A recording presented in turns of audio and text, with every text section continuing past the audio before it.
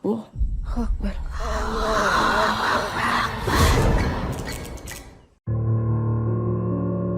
Assalamualaikum warahmatullahi wabarakatuh. Selamat datang kembali di channel cerita horor Bendy Story.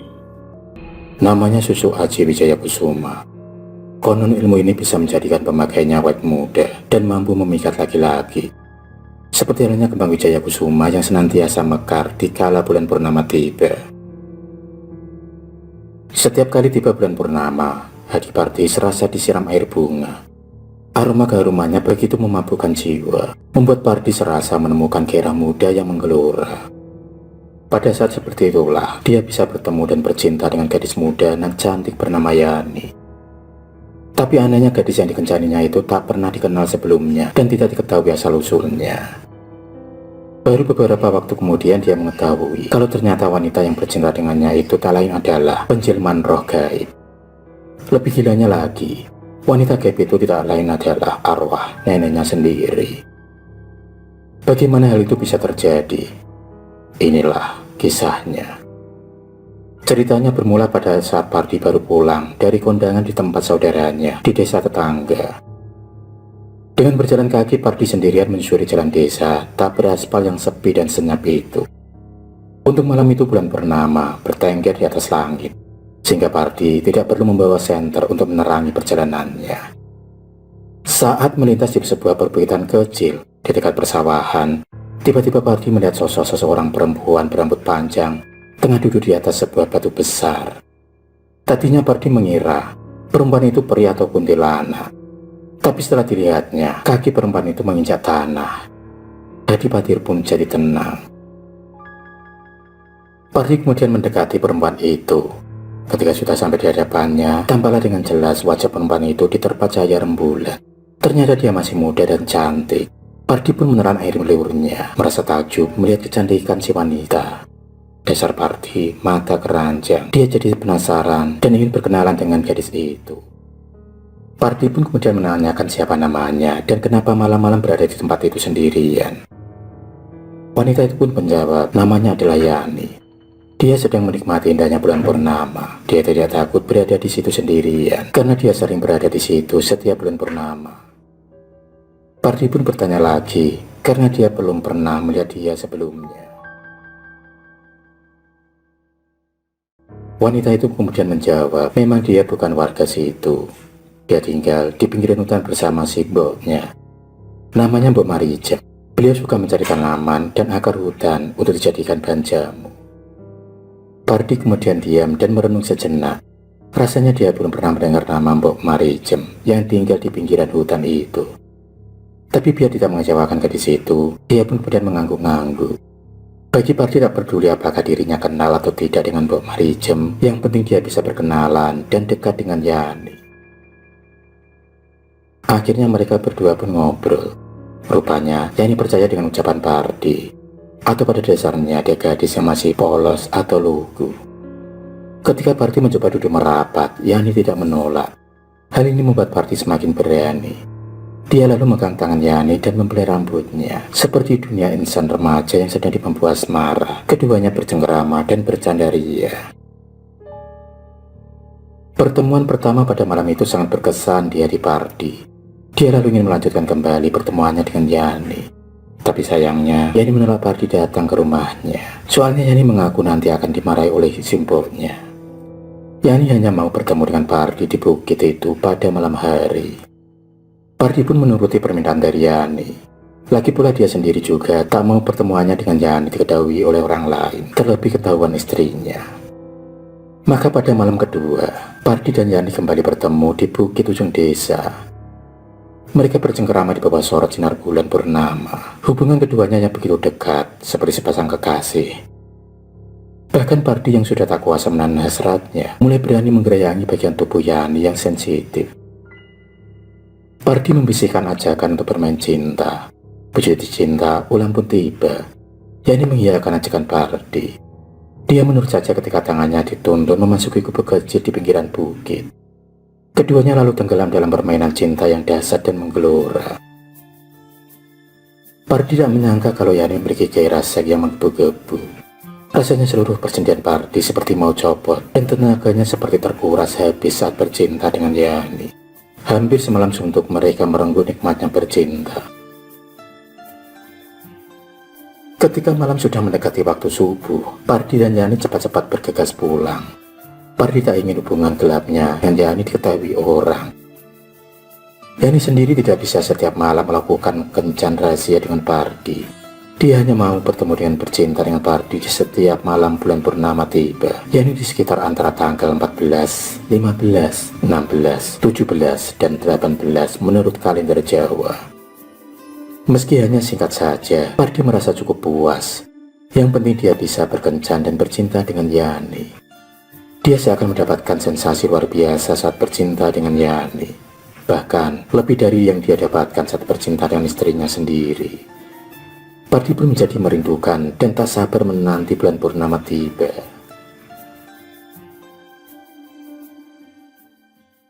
Perselingkuhan Pardi dengan Yani ini memang tidak pernah dipergoki oleh siapapun. Tapi Mina istrinya merasa curiga dengan gelagat suaminya yang aneh. Setiap malam suaminya pergi dan pulang ketika hari sudah subuh. Jika ditanya kemana semalaman dan tidur di mana, Pardi pasti menjawab dengan enteng saja. Kalau dia semalaman tidur di rumah teman atau diajak teman mencari kodok. Mina sebenarnya tak percaya dengan jawaban suaminya. Dia curiga Pardi telah berselingkuh dengan perempuan lain. Sayangnya Mina tak punya bukti kalau suaminya berhubungan gelap dengan seorang perempuan, sehingga dia pun tak bisa menuduh sembarangan. Mina hanya bisa menumpahkan kekesalannya dan kejengkelannya pada suaminya. Kejengkelan Mina bukan lantaran dia ditinggal tidur sendirian di rumah, tapi karena dia sedang repot mengurus neneknya yang sedang sakit. Mina merasakan kepergian suaminya setiap malam, seolah untuk menghindari kewajiban mengurus orang tuanya itu. Mina kesal karena suaminya tak peduli pada keadaan neneknya. Sudah hampir setahun ini Mina mengurus Mbok Ijah, neneknya yang telah tua dan sakit. Tiap hari dia merawat dan menjaga wanita yang sudah berusia di atas 80 tahun itu. Kondisi Maijah terbilang sudah sekarat. Dia sudah tidak bisa berbuat apa-apa lagi dan hanya terbaring di atas ranjang. Tubuhnya sudah tinggal kulit berbalut tulang.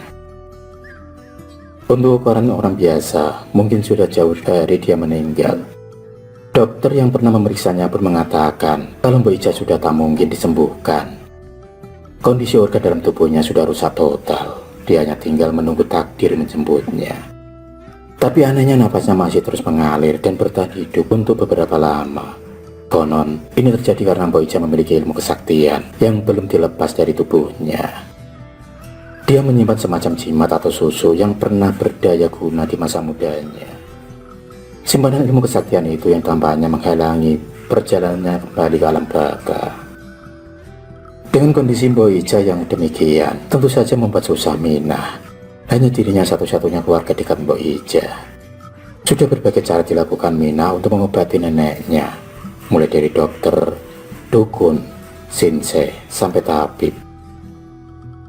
Bahkan Mina meminta bantuan paranormal atau dukun yang bisa membantu melepaskan simpanan ajian neneknya. Tapi tak ada satupun dari mereka yang sanggup mengeluarkan jimat yang tersimpan dalam tubuh neneknya itu. Jimat itu tergolong ilmu kesaktian tingkat tinggi. Namanya Susu Aji Wijaya Kusuma. Konon ajian ini bisa menjadikan pemakainya menjadi awet muda dan mampu memikat laki-laki. Seperti halnya kembang Wijaya Kusuma atau bunga sedap malam yang senantiasa mekar di kala bulan purnama tiba. Begitu pula dengan ajian Wijaya Kusuma yang akan mengalami pembaruan setiap bulan purnama. Ajian Wijaya Kusuma akan menampakkan kekuatan aura dan kesempurnaannya pada pertengahan bulan purnama. Pada saat itu ajian Wijaya Kusuma akan bekerja dan menjadikan pemakainya terlihat lebih muda. Seorang paranormal menyarankan agar setiap bulan purnama Mbok Ijah dijauhkan dari kaum laki-laki, aroma kembang, suara gamelan, dan terpaan cahaya lampu atau bulan. Sebab semua itu berhubungan dengan kehidupan Mbok Ijah di masa lalu. Seperti penari tayub atau teledek, dia akan bisa menemukan kembali energi yang membuatnya tetap bertahan hidup bila bersentuhan dengan salah satu dari yang disebutkan itu. Karenanya Mbok Ija harus dikurung atau diisolasi dalam sebuah ruangan kosong dan gelap sebagai simbol kematian untuk memudahkan arwahnya kembali kepada Allah Subhanahu wa Ta'ala. Minah pun menuruti saran itu, namun ternyata hal itu tidak juga berhasil membuat neneknya mati. Bahkan setelah melewati bulan purnama, kondisinya kembali segar bugar. Sepertinya si nenek mendapatkan nafas baru yang memperpanjang kehidupannya. Tubuhnya yang sudah lemah, pucat, dan matanya yang jagung mengatup berubah berbinar dan bercahaya. Kelopak matanya kembali membuka dan ada sinar di dalam bola matanya, seolah menyeratkan kehidupan di sana. Minah pun dibuat bingung dan pusing. Bukannya dia tidak senang neneknya masih hidup, tapi Minah merasa kasihan kepadanya. Andai saja membunuh tidak berdosa, sudah dicekiknya leher wanita tua itu. Untuk kesekian kalinya Minah kembali meminta bantuan orang pintar. Kali ini seorang kiai yang berilmu agama tinggi. Namanya Kiai Ansari. Oleh sang kiai, Mbok Ija dibacakan surah Yasin dan doa-doa dari ayat suci Al-Quran. Hampir di setiap malam, Kiai Ansari beserta murid-muridnya melakukan pembacaan doa di hadapan Mbok Ija yang dibaringkan di tengah ruangan. Semua keluarganya diminta ikut membaca ayat-ayat suci Al-Quran untuk memudahkan jalan kematian Mbok Ija. Dan tampaknya kondisi Mbok Ija memang sudah sangat kritis dan menjelang dekatnya ajal. Hal itu semakin terlihat saat menjelang tibanya bulan purnama. Kiai Ansari dan murid-muridnya semakin mengintensifkan membaca doanya. Sementara itu Pardi mulai gelisah. Dia sudah tak sabar lagi ingin bertemu dengan Yani. Malam ini gadis itu tentu sudah menunggunya di dalam gubuk di atas bukit ujung desa. Mereka bisa kembali bercinta seperti bulan purnama lalu. Dengan dalih membuang air kecil, Pardi meminta diri keluar dari ruangan tempat dilakukannya ritual pembacaan doa. Dia pura-pura menuju ke sumur. Ketika ada orang yang melihatnya, dia pun langsung menyelinap pergi.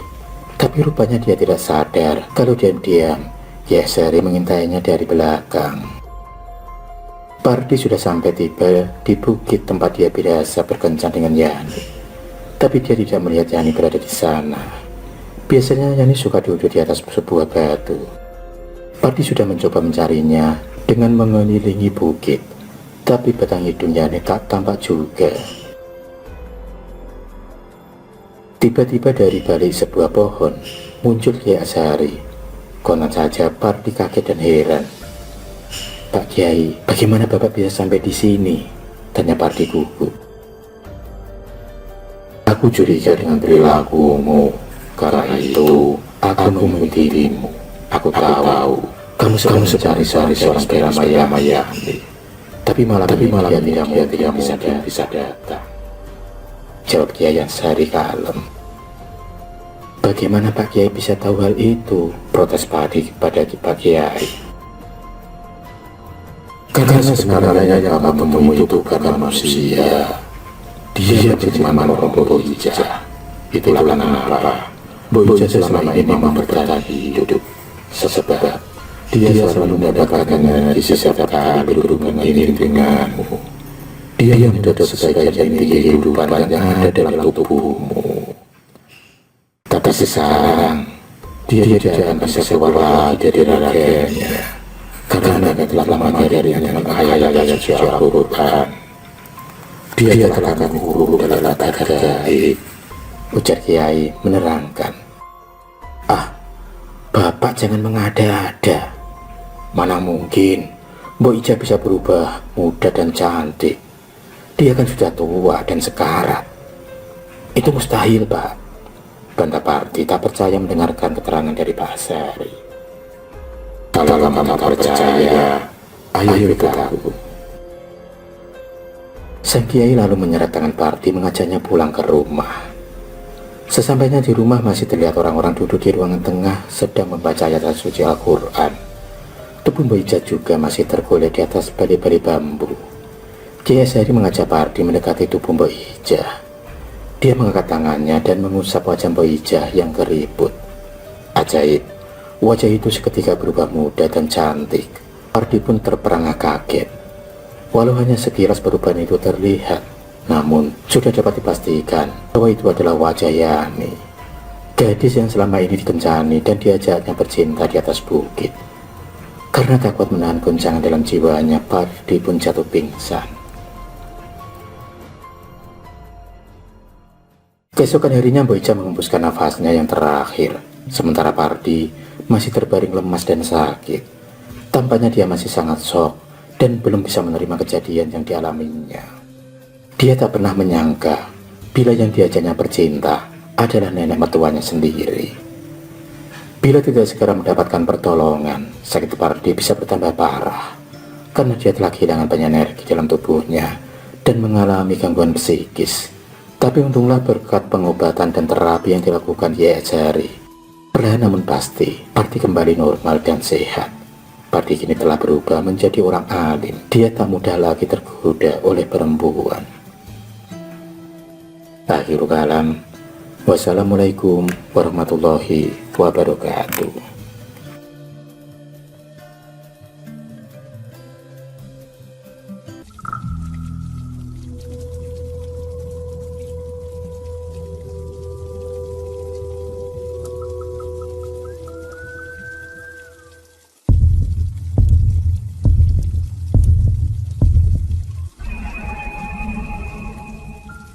Terima kasih sudah menonton video cerita bergambar ini.